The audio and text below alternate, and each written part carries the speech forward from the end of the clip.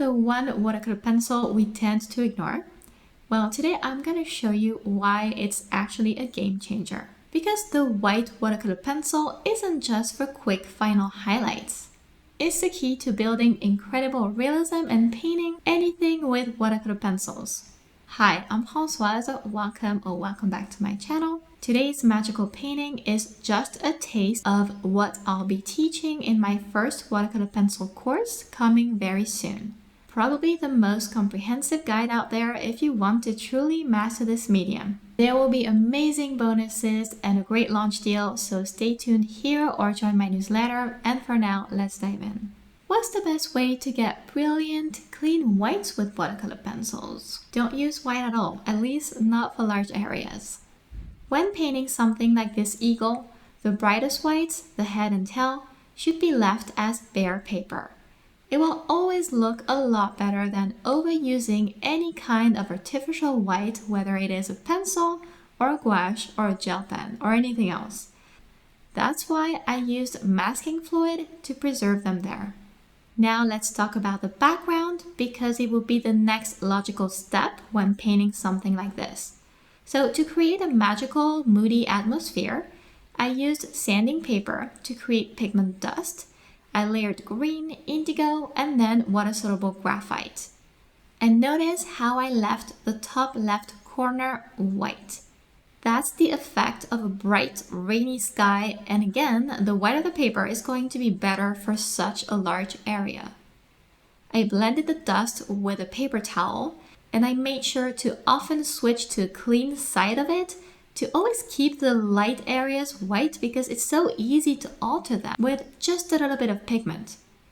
Then I activated the entire background. I smoothed out my base with a flat brush, and I repeated the sanding paper step to build depth and vibrancy, and that is super important for making those whites pop in the end and building realism with not just watercolor pencils, but pretty much anything. Because I already had the base layer, all I had to do was just spray water on there from far just to deepen the colors without touching anything with a brush. That was just the foundation, so now watch what's coming next. Watercolor pencils will allow you to create a variety of effects, and that's one of the reasons why it's such a shame they're so underrated. So for example, when the background is wet from activation, this is the perfect time to add a natural rain, snow, or star effect. To achieve a rain effect, I graded the white pencil over the wet surface, and I let the pigment settle into tiny specks of light. The wetness helps them look organic and crisp at the same time. For bigger, more defined specks, I pressed the white pencil lead directly onto the damp surface. And even as the paper dried faster in other parts of the painting, I could keep adding by wetting the lead itself and pressing harder to deposit bold, bright chunks of white, even though I insist that the step of sanding pigment right on wet will be like a foundation to your star or your snow or your rain effect, so this shouldn't be overlooked. When you do something by hand, it's more likely it won't look as natural, so I keep that for small touches. Now let's talk about increasing magic and realism in a background like this one, because you're going to see how with watercolor pencils we can truly paint anything, even such a popular thing as a moody landscape. To create soft transitions between the bright whites in the top left and the bright green areas behind the eagle, I applied white dust on dry paper, and I blended it with a paper towel.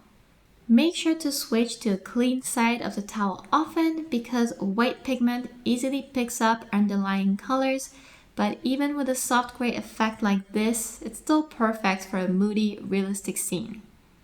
Here's another trick, the power of an eraser. I used it in the top left to restore a pure white mist effect. Even in the eagle, where the white had been slightly tinted green, I could still lift some of it back, and that wasn't necessary here since the eagle is dark.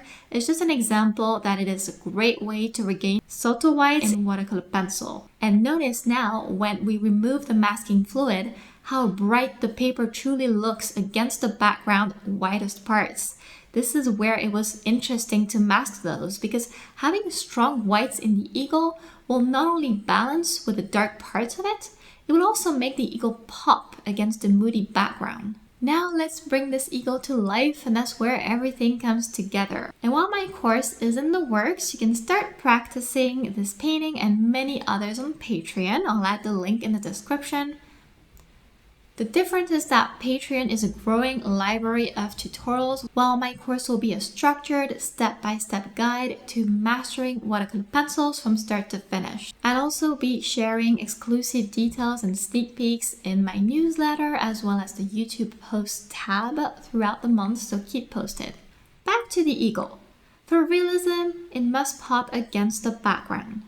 With such dark colors overall on the animal, I kept the greens light and vibrant behind it for maximum contrast. It's the kind of detail to plan out in advance.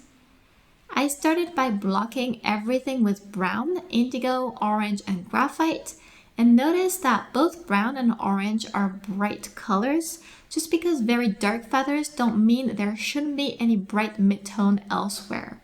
I seldom use this brown color, but in this case, it was the perfect pencil to pick to add light into the eagle while keeping everything on the dark side.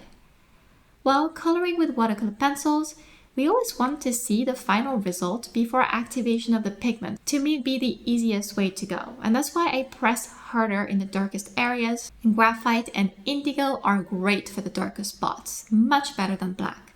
I have videos here on YouTube dedicated to how to activate something like this properly, so it doesn't turn into a big muddy mess. Overall, you need little water and a section-by-section approach. And that's especially important with something this dark and this pigmented. Details are important, and I used a sharp indigo and graphite pencil to carve out fine lines, especially in the white areas that I had masked earlier. These tiny creases and texture details make the feathers look realistic. But here's where the white pencil shines again.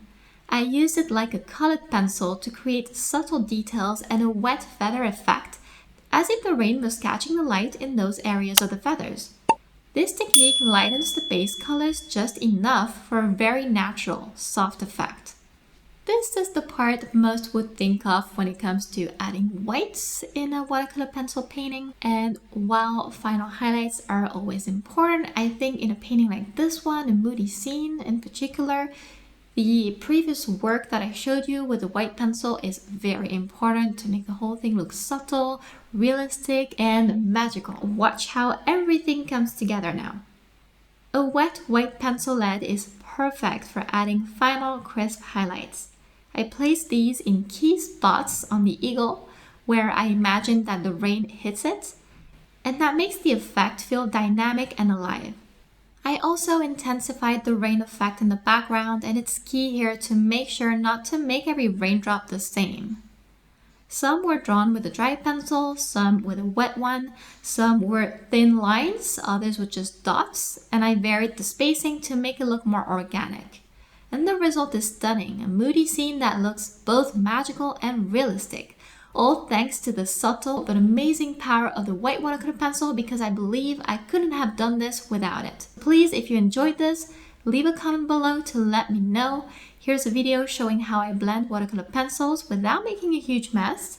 And before you go, remember to join my newsletter to keep posted on what I believe will be the most comprehensive watercolor pencil course online ever made so far.